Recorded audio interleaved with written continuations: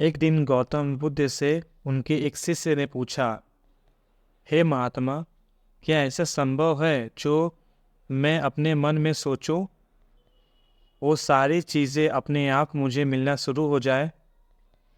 बुद्ध मुस्कुराए और उस शिष्य से बोले, ऐसा संभव तो है, लेकिन क्या इसके लिए तुम ये दो चीज़ें कर पाओगे? शिष्य फिर बुद्ध से बोला, क्या सच में ऐसा हो सकता है? अगर होता है तो मुझे कृपया रास्ता बताइए। मैं इसके लिए कुछ भी करने को तैयार हूँ।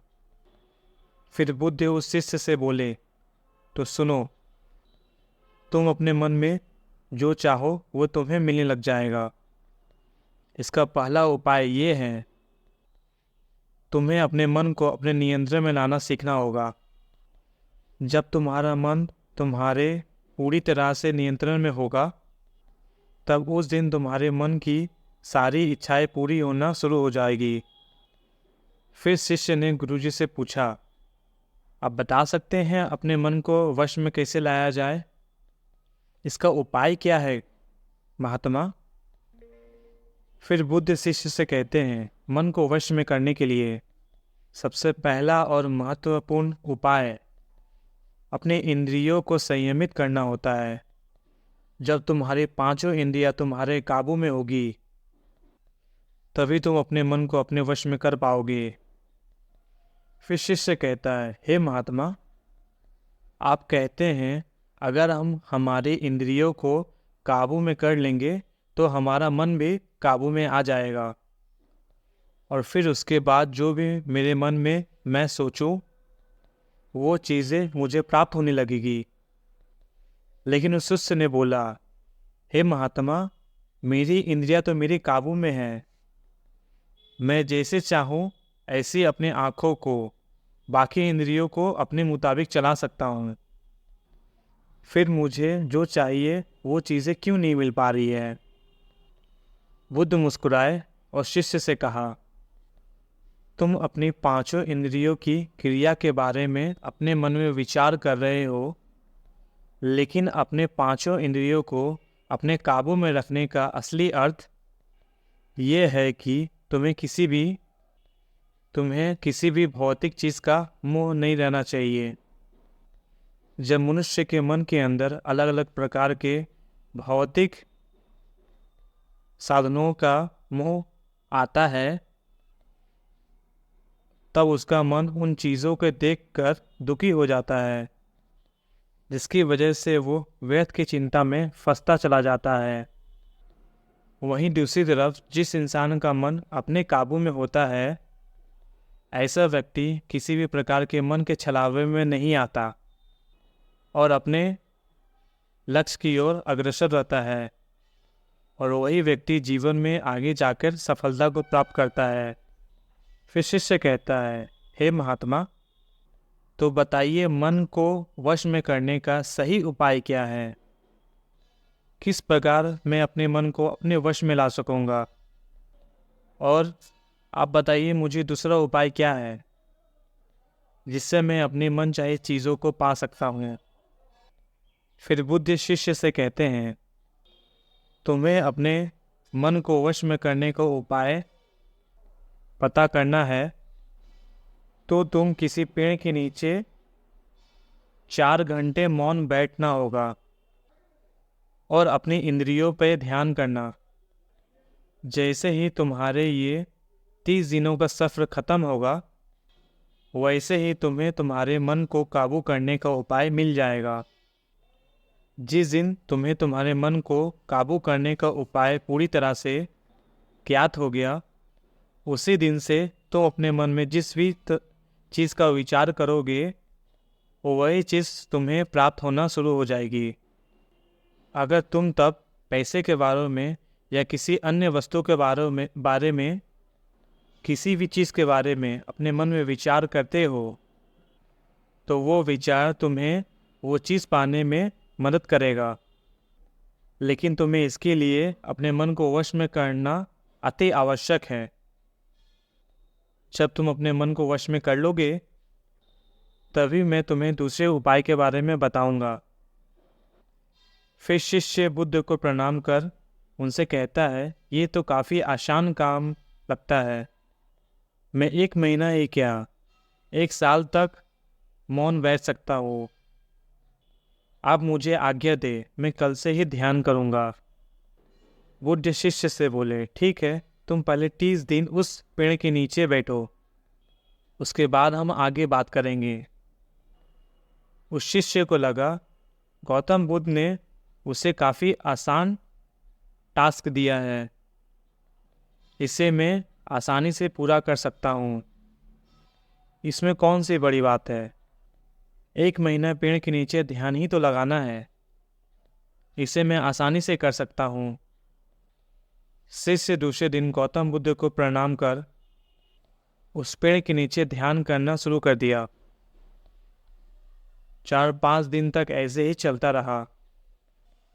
शिष्य हर दिन बुद्ध के पास जाता, बुद्ध को प्रणाम करता और उस पेड़ के नीचे ध्यान करने बैठ जाता। लेकिन जब 1 सप्ताह हो गया, 8वें दिन जब उस पेड़ के नीचे बैठने जाता है, तब उसका मन विचलित होने लगता है। उसके मन में अलग अलग चीज़ों के विचार आना शुरू हो जाते हैं। उसने अब तक जिन लोगों से बुरा बर्ताव किया, उसने अपने जीवन में जो भी गलतियाँ की, दूसरों को परेशान किया, वो सब कुछ उसके मन में चलने लगा, जिससे उसका ध्यान में मन लगना बंद हो गया। कुछ दिन बीते। आज उस शिष्य उसका ध्यान करना बहुत मुश्किल हो चुका था। आज उसका 14वां दिवस था, लेकिन उसके मन में आ रहे बार बार विचारों की सुनामी उसे ध्यान करने नहीं दे रही थी। इसके लिए उसने मन में निर्णय किया, मैं इस समस्या का हल गौतम बुद्ध से पूछूंगा। इसके बाद वो गौतम बुद्ध के पास गया। अपने शिष्य का चेहरा देखकर बुद्ध समझ चुका था कि इसे अब ध्यान करना बहुत मुश्किल हो रहा है। आज ये कुछ पूछने आया है मुझसे। शिष्य बुद्ध के पास जाता है और पूछता है, हे महात्मा, आपके बताए अनुसार मैं हर रोज उस पेड़ के नीचे ध्यान करने बैठता हूँ। शुरुआती दिनों में मैं जब ध्यान लगाने बैठा था, तब मेरा मन पूरी तरह लगता था। लेकिन अब मैं इस पेड़ के नीचे अपना ध्यान लगाने बैठता हूँ, तब मेरे मन में कई तरह के विचार आते हैं। हे गौतम बुद्ध, मुझ पर कृपा करें, कृपया इसका समाधान बताइए। मेरे मन में जो ये कई तरह के विचार, अच्छे बुरे विचार आ रहे हैं, कृपया इन्हें रोकने का समाधान बताइए। गौतम बुद्ध बोलते हैं, जब तुमने खुद पे ध्यान देना शुरू किया, तब तुमने देखा कि अपने जीवन में जिस तरह की गलतियाँ तुमने की है, उसके प्रति तुम्हें लज्जा आने लगी। इसका कारण ये ही है कि व्यक्ति अपने आप से किसी भी तरह का सवाल पूछता नहीं है।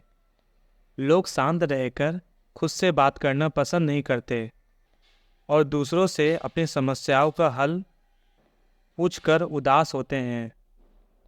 जब इंसान अपनी किसी भी प्रकार की समस्या का हल शांत रहकर अपने आप से पूछता है, तब उस व्यक्ति की बुद्धि खुद ब खुद उस समस्या का हल उसे दे देता है।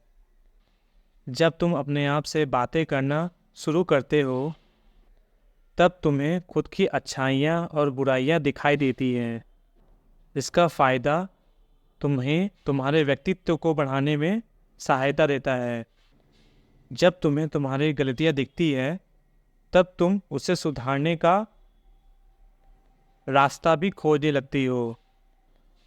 बुद्ध कहते हैं, इसीलिए मैंने पहले दिन तुम्हें बताया था, जैसे जैसे तुम शांत रहकर अपने मन से विचार करना शुरू करोगे, वैसे वैसे तुम्हें तुम्हारी मनचाही चीज़ें मिलना प्रारंभ होगी।